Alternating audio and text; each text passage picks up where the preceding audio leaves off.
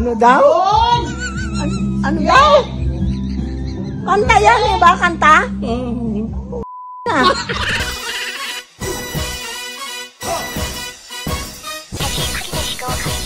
Kamusta, 30? So kahapon, kinontent natin yung nakakabut.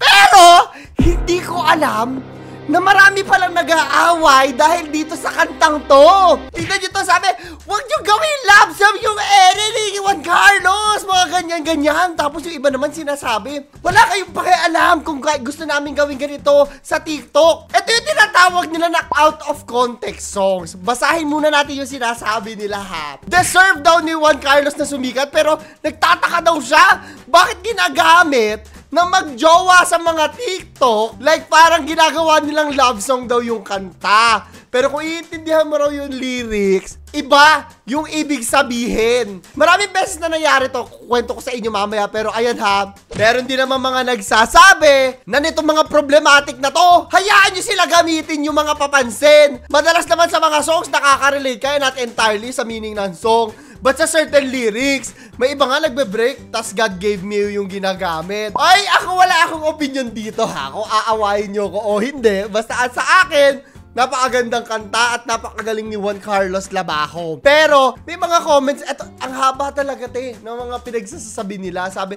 funny, but honestly, I don't know why so many people are proudly flexing their pictures together with their partner. Sa ilang mga stories while using daw yung 3 bilyon, ikaw lamang ang aking gusto.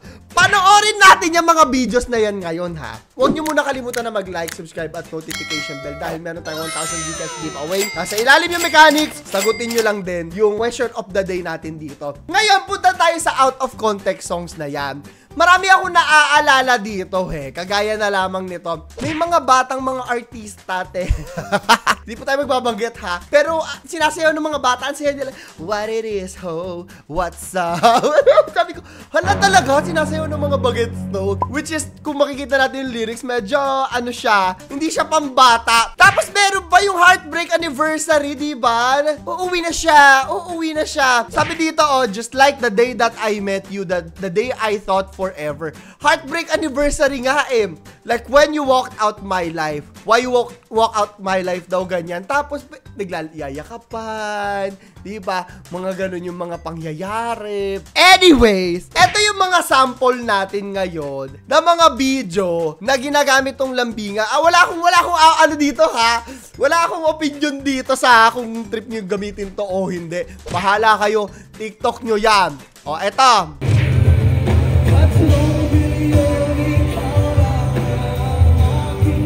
Ayan, naghahalikan sila. Na-post na ganun. Sumisikat tong 3 billion, ikaw lamang ang aking gusto trend.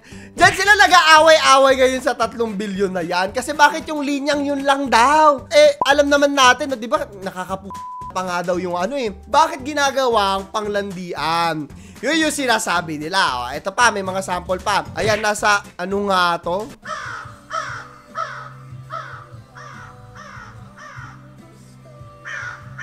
Sky Ranch. Inisip ko matagal, sorry. Sky Ranch. Ito pa, may isa.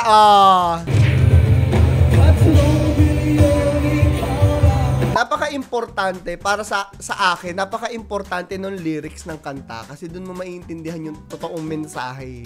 Nung mensahe, nung nagsulat, nung kumanta. Pero, gaya nga rin ang sabi nung isa kanina, kanya-kanya interpretation talaga yung mga kanta, mga pelikula, mga paintings, no? Pwede ka maglagay ng 10 tao dyan, tas iba-iba yung interpretasyon nila. That being said, medyo kakaiba nga, medyo hindi ganun nga yung context ng kanta, diba? Dito tayo ngayon, pupunta sa lyrics ni Juan Carlos Labajo.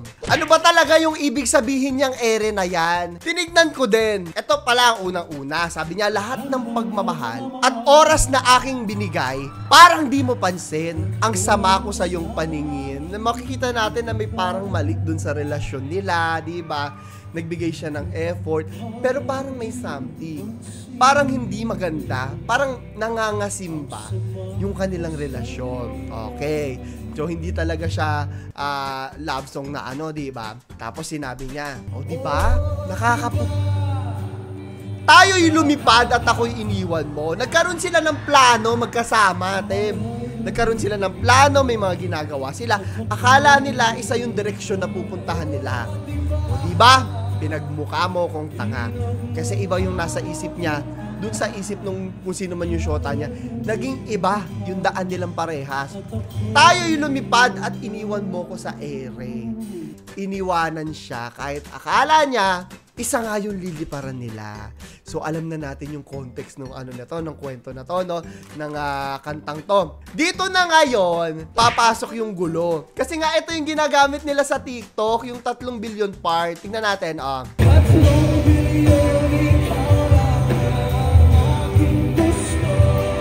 billion ikaw lamang ang aking gusto. I'm assuming 3 billion yung kababaihan sa mundo. Pakikorek ako, hindi. Pasensya na kung ngayon ako ay hindi para sa'yo. Yun pala actually, yung linya lang na yun. Pasensya na kung ako ngayon ay hindi para sa'yo. Hindi talaga siya pang ano, hindi talaga siya pang love life, love life.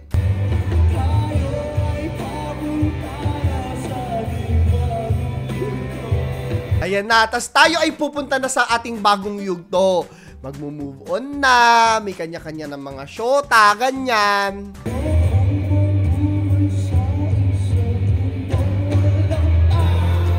Ayokong mabuhay sa isang mundong walang tayo. I'm assuming, kahit may bago ng shota, gano'n, parang mahal niya pa rin. Para may feeling pa rin. Yun yung interpretasyon ko.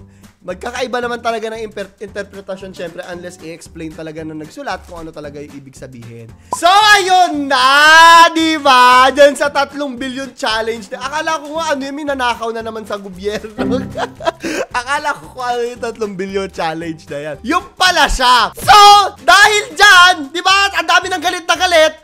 Ang dami rin galit na galit sa pagde-defend. Ano daw bang pakialam nating lahat? Tignan natin yung sinasabi nila kagaya nito. Some people are saying, bakit to ginagawang love song yung kanta ni Juan Carlos na ere? Relapse breakup song daw yun. Sabi niya, first of all, majority ng tao nakaka-relate sa linya na 3 billion, ikaw lamang ang aking gusto. Yun lang kasi yung umiikot din talaga. Yun lang siguro yung snippet na nakuha nila sa TikTok. Alam naman natin, ako miski ako, maraming mga kanta na hindi ko napapakinggan ng buo.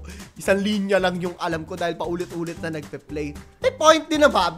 Second, bakit nyo ba sila ini-invalidate kung paano nila in-interpret yung mismong kakarampot na lyrics na yon sa sarili nilang nararamdaman? O ito na nga, hindi ka na nga huhusgahan eh.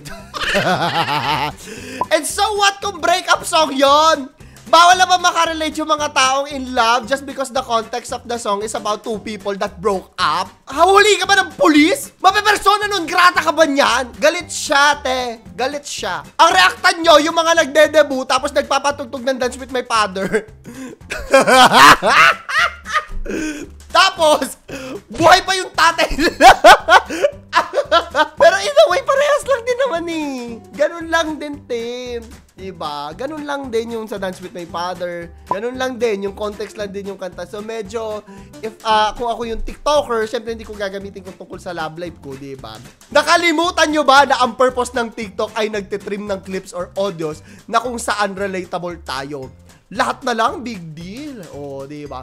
Nag-aaway sila. Alam nyo, kayo tatanungin ko dito. Actually, may video pa dito. Ayan, si Mama Lulu.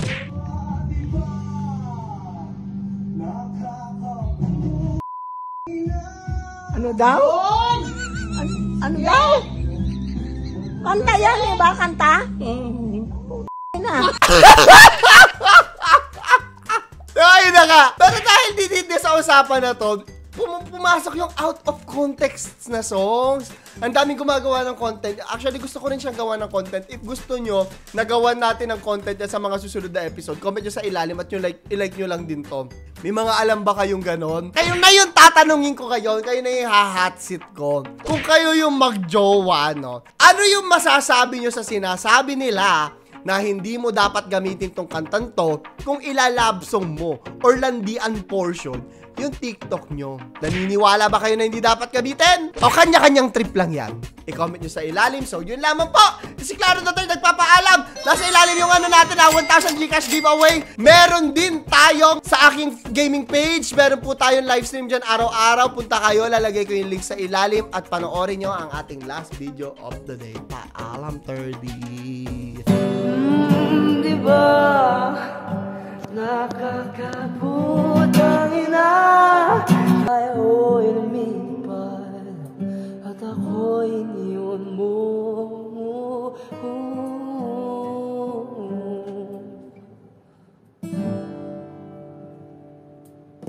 Peace.